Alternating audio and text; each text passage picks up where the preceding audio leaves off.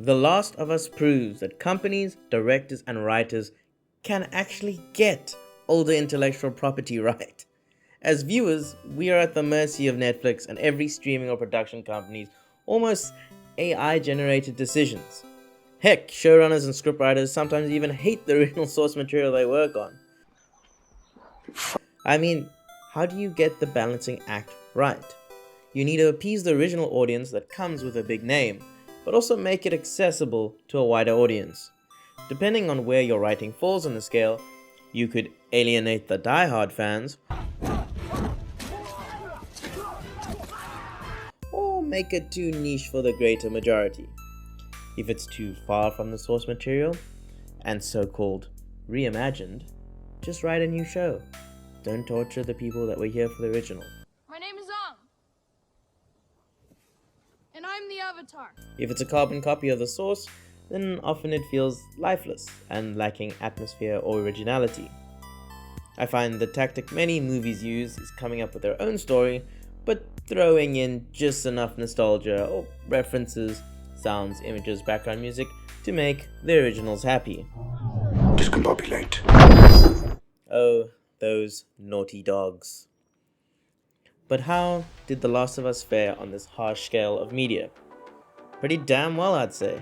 The Last of Us was extremely well known for its storytelling and solid narrative.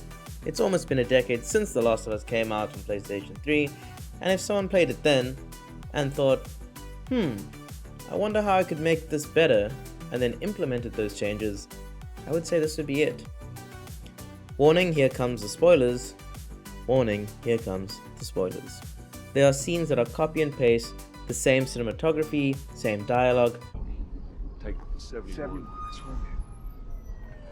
You take 71. 71. But it's overall a massive improvement. The TV series fills in holes that never existed in the first place, and benefits the entire franchise. The intro for the game is about 17 minutes long, depending on how quickly you play it. They pushed it to 40 minutes. It is chocked with new content that does not rewrite or feel conflicting with the source. They give Sarah so much more to work with. She feels like a real character and not just an object, like in the game, just to give Joel trauma. Game Sarah does very cute daughter things, but she barely feels like she exists without Joel. TV Sarah interacts with a lot of different characters, and her death feels much more impactful to me, the viewer, as well as Joel. Tommy also feels a lot more involved because of his screen time and the banter he has with his brother and niece. I also feel like Joel leaving to help his brother instead of just being away when Sarah wakes up, it just makes more sense. I didn't realize that it felt weird before that Joel was just out of the house. There are a few other examples, but the point is that it takes the amazing parts of the original and polishes them in suitable ways for an audience in 2023.